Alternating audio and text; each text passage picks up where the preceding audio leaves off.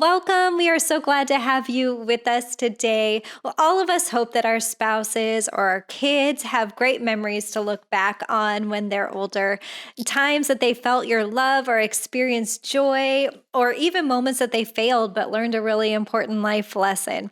So what's the secret to creating meaningful and memorable moments? Well, in this episode, we're going to explore that very question, as well as share some practical tips for you to maximize the moments that we already have. Yeah, I remember it was a few years back now that I was reading a book by Chip and Dan Heath. I love them as authors. It's called The Power of Moments. And it's an incredible book. We aren't going to recap the entirety of the book, but we will refer to it from time to time.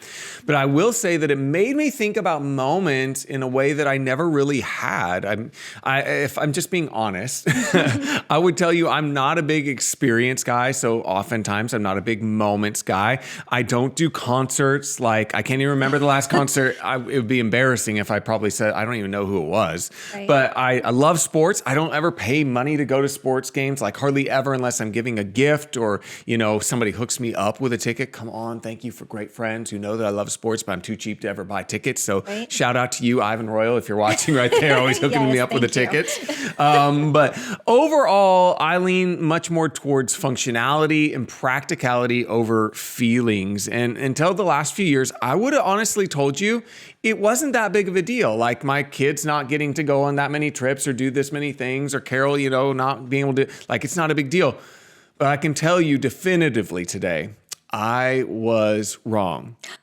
What was that? I know. Carol needs a moment. So just those words. She doesn't hear a lot, but I was wrong. I know. I'm just thankful to have this recorded for the rest of time. Took her breath away. Yes.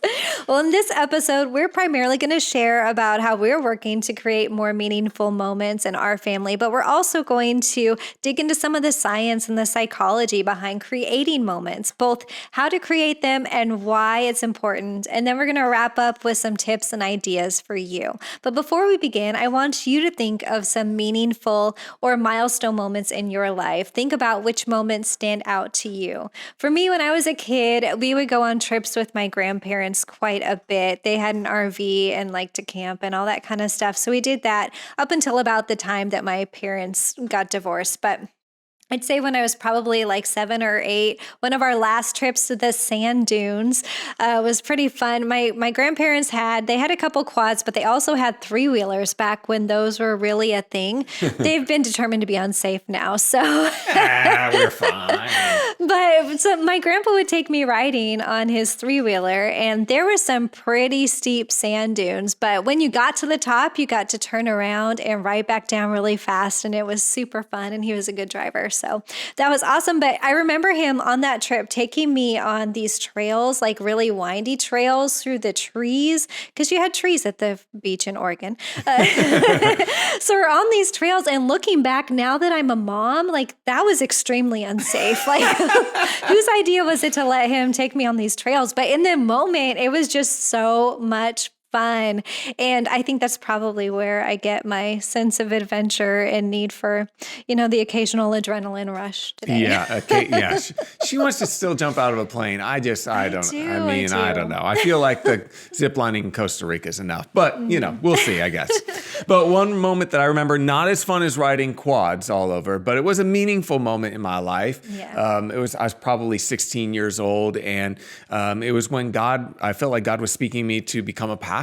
And we were at church, and I remember the morning was different already because my mom was there, and she very rarely at that point in time came to church. And so it was really special to me that she had come, and we had a guest speaker. His name was Bill Wilson. He's a kids pastor from New York, really just incredible story of what God did through him. He's written a book. They've done documentaries, just really powerful. But he was sharing this message. And at some point near the end, he said the words, "The need is the call." And I just remember in that moment, God speaking to me and saying, Raymond, there's a need for a lot of people out there that don't know me. And I want to use you to help that be able to happen. And so it was very, very vivid. I remember exactly where I was sitting. I remember so many details, but I'll be honest with you, the overall, like, I don't remember most of the day. I don't remember what happened after. I don't remember responding even that day. I don't remember meeting him. I don't remember what my mom's, I don't remember lots of things, but that message, that particular part was really, really powerful. And I think that's often how stories work and how memories work. Yeah, studies in science tell us that we tend to remember parts, but we don't remember the whole of the story. And in the book, The Power of Moments, Chip and Dan Heath share a story about a study was done with a group of people who put their hands in extremely cold water for 60 seconds.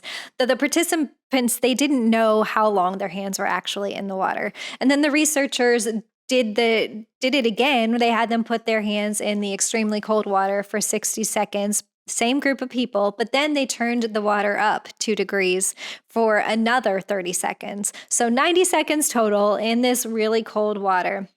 Then they asked the group of people which one of these they wanted to do again. Would they want to do the 60 seconds again or the 90 seconds again? And surprisingly, 69% of the people said that they would rather keep their hands in this cold water for the 90 seconds rather than the 60 seconds. Why? Because most of us tend to remember two things. We remember the peak, which is the best or the worst moment, and we remember the ending, but that's it. Yeah, and I hope that takes some pressure off. It might seem a little bit weird, like that's what we remember. That is generally what we take away. So maybe you're one of these people, you think, okay, I have a special day planned and every detail's got to be absolutely perfect. And if it's not, it's going to ruin my whole day.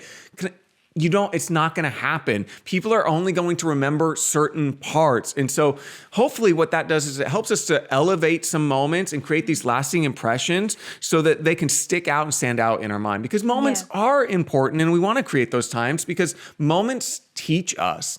If you go to the Bible, you'll see a story of how God brings the Israelites out of captivity. These are God's own special people. It's amazing. He does all these miracles. And at one point, he has them collect some rocks and they're supposed to put them in a certain place and then tell future generations whenever they see them that this is what God did. This was all the miracles he did. This is his faithfulness to us, and he'll be faithful to you as well. And this is what moments can do. They help us not only to remember something that happened for us, but they also help us have the opportunity to teach others who will come after us, and also for us to learn from other people's moments that happened before us. Right. The moments that others faced in the past really do help teach us as we move forward into the future. So if we don't learn from history, then we are doomed to repeat it, as the saying goes. And in fact, our own past can even teach us. Maybe you're someone who likes to journal and you keep records of things that you've experienced in your life. And as you look back, you can recall God's faithfulness, or maybe learn some lessons based off your own past experiences, even if you otherwise wouldn't remember them. But another reason that moments are important is because they shape us. Just like Ray had a moment in that church all those years ago. All those years, you make it sound like it happened in the 1800s. How old? We're married. You know this, right? I mean, it's pretty close. But you will have those moments too along the way that really shape who you are.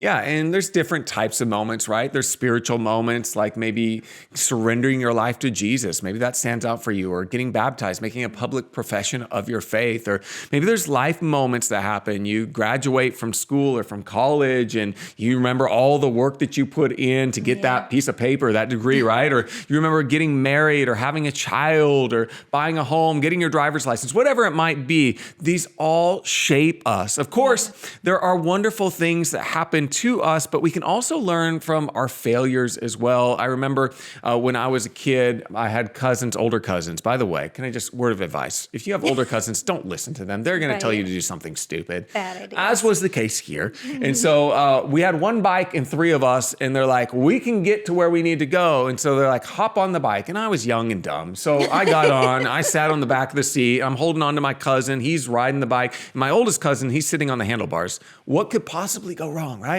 And so we're going along, and my cousin who's riding the bike, he's like pedaling, and he wants to like show off a little bit. So he gets a head of steam going. He's going pretty fast. Well, guess what? He hit something. We biff it. Like he couldn't see because, cousin's sitting on the handlebars. He goes flying off the handlebars. I mean, he is a bloody mess on the pavement. I still remember there was a piece of the denim from his jeans that was imprinted upon like the cement. I came back like 2 months later. It was still there. Yikes. So what does that teach us? It teaches us not to be idiots, all right? Don't ride bikes with 3 people. That's a bad idea. Unless you're in the circus, I guess. Sure. Or a bicycle built for 3. I don't know. I don't know. But another reason that moments are important is that they bond us. And some moments are more meaningful and powerful than others, and they bond us in a really special way. And often tragedy it has a powerful way of bringing us together. And a few years back, we went through a season of a lot of loss. Ray's mom passed away, and then within not too much time, both of my grandfathers passed away as well. But it was really times for our families to come together, people that we don't see often because we're all in various parts of the country, but we all came together, and it was just a good time to be able to remember, to grieve, to cry together, and just to be there for each other in a special way. Yeah, so those memories are special and they do bond us, but sometimes they're wonderful memories that bond us as well. Yeah. That I remember, being a young kid, not having a huge family, and then like Carol's dad, her side of the family is there's kids everywhere. I mean, there's just Yeah. people everywhere. So they had 6 kids. I mean, we got 5 kids. There's just so many people. Right. But it was awesome because we would all go and pack into their house, and Yes. Gigi would cook some amazing dinner, and we would all sit down and eat together. Like usually, like had different tables. Like I think we kind of graduated and moved up from kids' table, like into the adult table eventually. But like we would sit down and we would have dinner, and then we'd go sit down on the couch, and Gramps would fall asleep in his chair reading the Always. newspaper every time we go over there, or it's the holidays, or it might just be a Sunday afternoon. It was just a lot of fun, and I cherish those times and those memories. I think of another time when my sister, she rented a beautiful beach house. My mom had been diagnosed with cancer, didn't have a long time left, and so we went to the beach and we hung out. And so my sister has 5 kids, we have 5 kids, so when I talk about, there's just kids all the time everywhere, and Right. but it was so much fun, and our kids still remember that. They went out onto the beach in Oregon when it was freezing cold, and they're Right. getting in the water, but they're collecting shells, just having fun, walking down 100 stairs to get there. It was a great time. Yeah, and it was one of the rare times that they've been able to spend extended time with their cousins. So, super memorable for them. Yeah, so we know that moments matter, but how do we actually help create moments that make a lasting impression? Right. Well, the first way is we celebrate important milestones. And of all the things that we'll discuss, this is probably the one that's most common in our culture for as far as creating moments, and everything from birth to birthdays, getting a driver's license, graduating, getting jobs or promotions, celebrating weddings, buying a home, and so on. But when these moments come, do we treat them just as ordinary, everyday things, or do we make a really big deal out of them? Yeah, and I think it's a great question to ask, because a Yeah. lot of times, with some of those things, you'd be like, well, I don't want to make a big deal because I got a promotion or whatever. But you want to celebrate and remember those things, and especially help other people remember those things, celebrate Yeah. others. Right. I remember when I graduated from high school, my dad gave me the keys to his 67 Chevy Camaro. Come on now, that is a good milestone celebration right there. is. And seriously, though, you don't have to do something that expensive. And kids, if you're listening to this, that is not happening for you. I'm not buying you a Sorry. Camaro. I did some stupid things in that car, and there's no way I'm letting you do all those stupid things. Right. Nope. But it doesn't have to be a big, huge thing or an expensive thing. Just last year, my dad, I think it was his 63rd birthday. And so I just wrote him a letter. I'd never really done anything like that. We usually just exchange wallets. This is what we buy each other every single year. I don't know why we do this, but whatever. But I wrote him a letter this year. It's probably 6 or 7 pages. And I just told him like all the things that I appreciated, all the lessons that he had taught me, and how much I appreciated his hard work ethic, and all those things. And what I did was just create a moment out of all of the moments that we have had together as a father and son. That's really beautiful. While these are important milestones that often hold significant meaning to us, they are generally expected to some degree, right? So if you want to go a step further, you can create traditions. Many people have unique and fun traditions. We have a guy at our church that goes crazy with Christmas likes, like Clark Griswold crazy, or even more than that. I mean, I think maybe if Clark was alive during this time, 2022? yeah, and had all the tech that's available to us, he could have come up with something like this. But this guy puts like 40,000 lights on his house. They're coordinated to songs. There's like talking trees and all kinds of crazy things. But they do it for the whole community, and they put on shows like every hour on the hour, and they start a couple weeks before Christmas and go through New Year's. They do a food drive for the local food food bank. Like it's a whole thing, but it's really incredible. Yeah, like it's on the news. You may not be that extreme though. Like Yeah. I don't even like you get beyond a couple strands of Christmas lights and I lose my mind. I don't even know how you would do something like that. Right. But on Christmas morning for us, we get up and we read the Christmas story. We open presents after that, and then Carol usually has some sort of breakfast that we have together, French toast or something like that. And of course, not all traditions are going to last forever. They aren't even always all that great. One of our traditions back in the day. Oh, goodness. Back in the day, we would have church on Sunday, and because, Little Caesars was only $5 then. Yeah. We would stop by Little Caesars every single Sunday after church, and we only had 2 boys at that time. We'd take them home, and they loved having Little Caesars. Now, fast forward, 10 years later, 15 years later, whatever, and they do not enjoy Little Caesars. We just bought it the other day. I got to be honest with you. I remembered Little Caesars being actually kind of good. The other day I had it.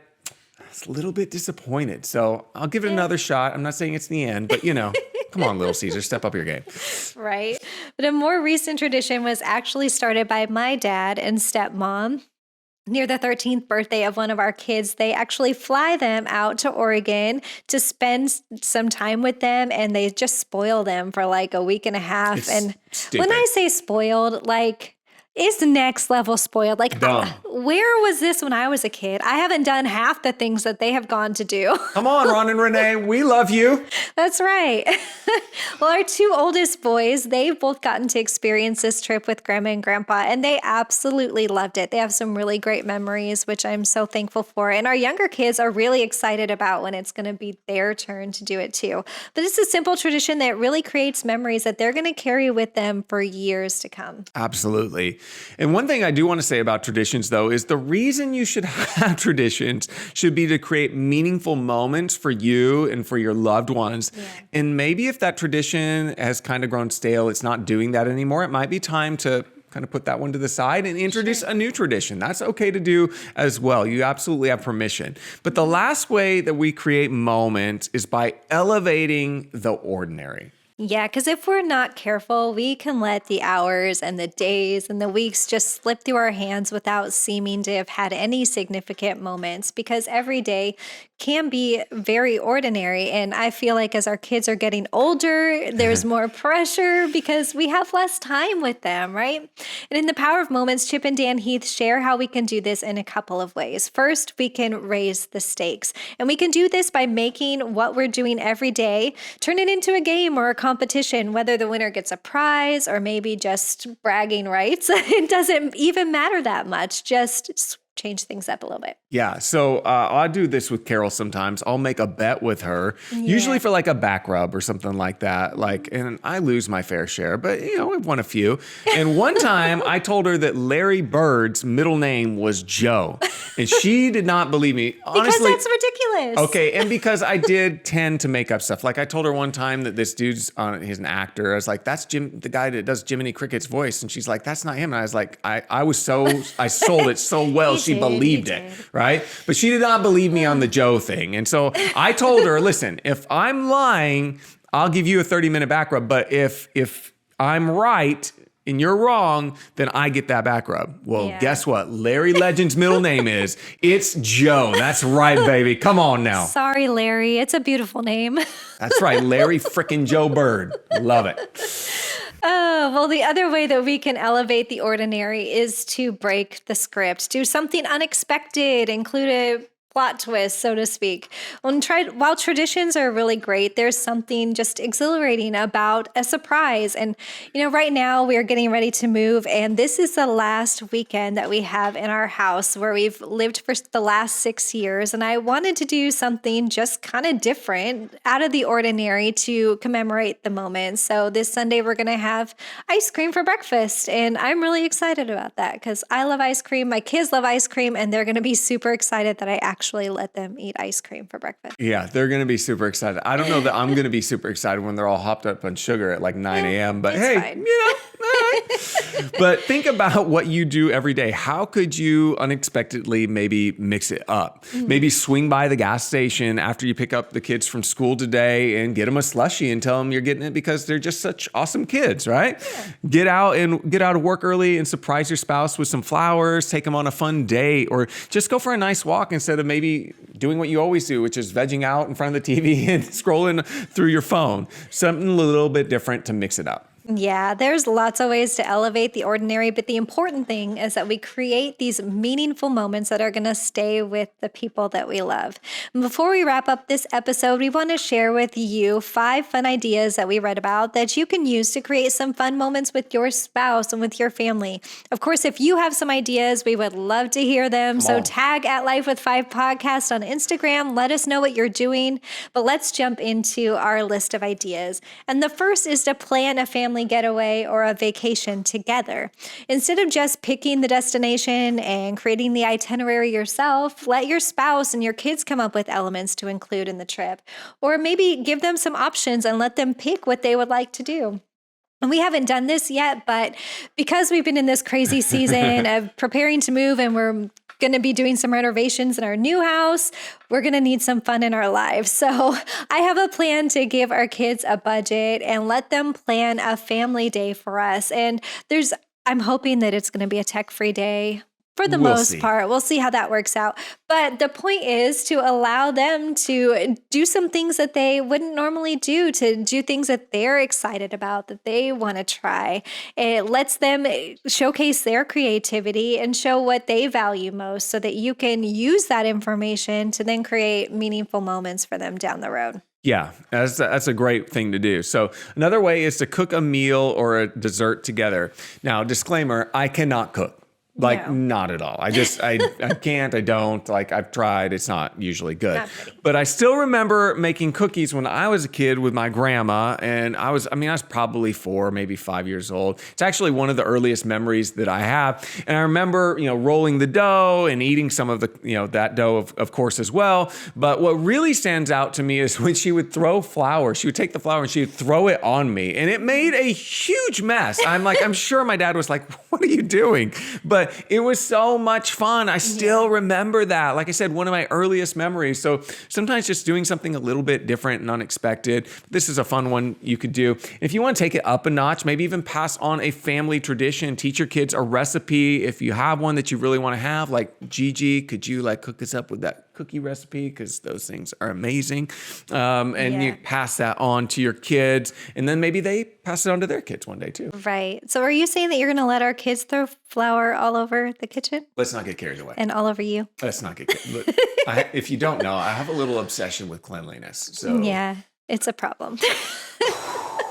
Deep breaths. Yeah.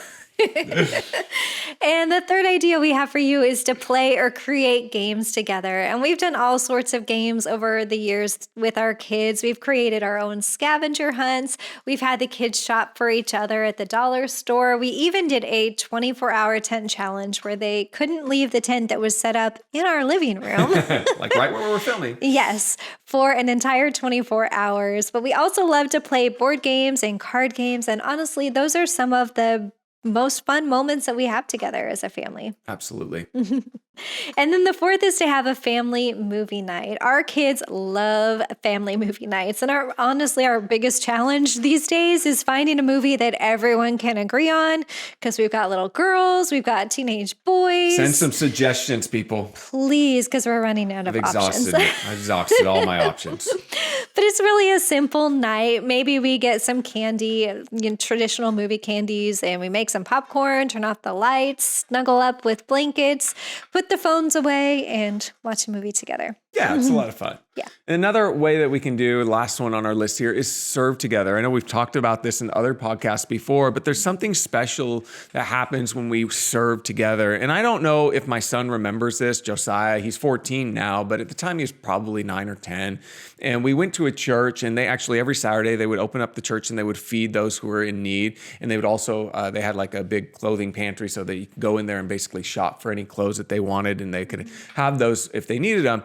But we were just tasked with kind of sitting down and talking to people. So that's what we did. We sat down at a table and we were just having breakfast there. And father and son came along, and the son was about the same age as Josiah. And so they just started chatting. They were talking about, video games and basketball and all this different stuff. And they sat and they probably talked for an hour while, the dad and I talked for a little bit, and he went and got some clothes. And I was just so proud of him. And I still remember that so vividly. And one of the cool things after it was all done, he came home. Carol was serving at a different place with the rest of our kids. He came home and he's like, Mom, you'll never guess what I did. And I talked to this kid and all these things. He was excited about it. And so that can create some really special and meaningful moments. Right. Well, there are thousands of ways that you can create memories together, but the important thing is to look for the opportunities to do that. If you've been on the fence or waiting for some grand gesture, just start with something easy and fun. After all, the thing that your family is going to remember is that you took the time to love and to care for them. Right.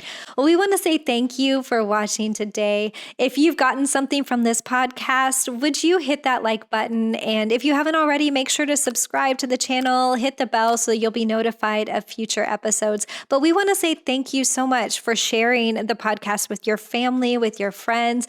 It really does help us to get the word out and bring hope and healing to more marriages and families. But remember, every moment has the power to be meaningful. So let's go out and make the most of each moment that we have today. And we will see you again next time.